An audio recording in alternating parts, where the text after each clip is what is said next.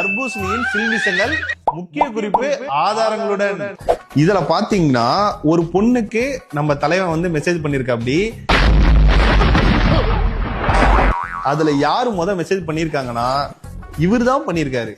Hi how are you பா. என்னன்னா அவரை வந்து இந்த பொண்ணு தெரியாம ஃபாலோ பண்ணிட்டாங்க. அதனால இவரே வந்து வாலண்டியரா போயிட்டு மெசேஜ் பண்ணிருக்காரு. அதுக்கு அவங்க வந்து என்ன ரெஸ்பான்ஸ் பண்ணிருக்காங்கன்னா, ஐ எம் குட் சார், நீங்க?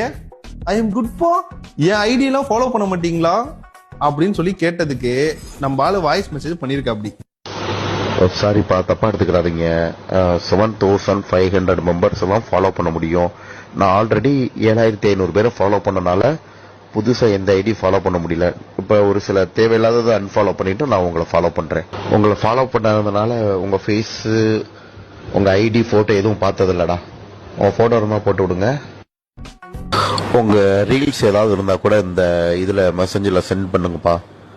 உங்க ரீல்ஸ்ல பாக்குறேன். உங்க ரீல்ஸ் எல்லாம் இது வரைக்கும் பார்த்ததே இல்ல. உடனே அவங்க போட்டோ அனுப்பியிருக்காங்க. இவரு குட் பா, கியூட் பா, பொம்பளை சோக்கு ஏண்டா ஏண்டா மானம் கெட்ட பையன். ஆனா பொதுவாவே எல்லாரும் சொல்ற மாதிரி இந்த வயசு பசங்க எல்லாம் கூட நம்புங்க, இந்த வயசானவங்களை நம்பவே நம்பாதீங்கம்பாங்களே. நான் வயசு பசங்களோட நம்புவேன், வயசாகி வழுக்க உந்து நம்ப மாட்டேன்டா. பேப்பர் வெட்டி தலையா. அதாவது இவர் வந்து கேட்டிருக்காரு விச் பிளேஸ் யூ ஆர் அப்படின்னு சொல்லிட்டு கேட்டிருக்காரு.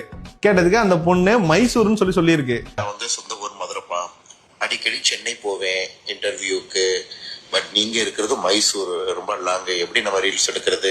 அதாவது பைத்தியமே போட்டோ கேட்க தெரிஞ்சவனுக்கு, ரீல்ஸ் கேட்க தெரிஞ்சவனுக்கு, வாய்ஸ் மெசேஜ் போடுன்னு தெரிஞ்சவனுக்கு, பாலக்காடு நான் வரேன்னு சொல்ல தெரிஞ்ச உனக்கு அது பொண்ணே இல்லன்னு தெரியல. ஏன் அது ஒரு ஃபேக் ஐடியா?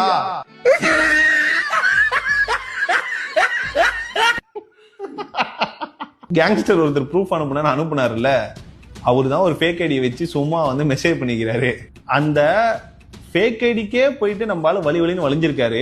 ஒருவேளை அது ஒரிஜினல் ஐடியா இருந்து ஒரு பொண்ணா இருந்திருந்தா, நம்பி ஏமாந்து பாதிக்கப்பட்டிருந்தா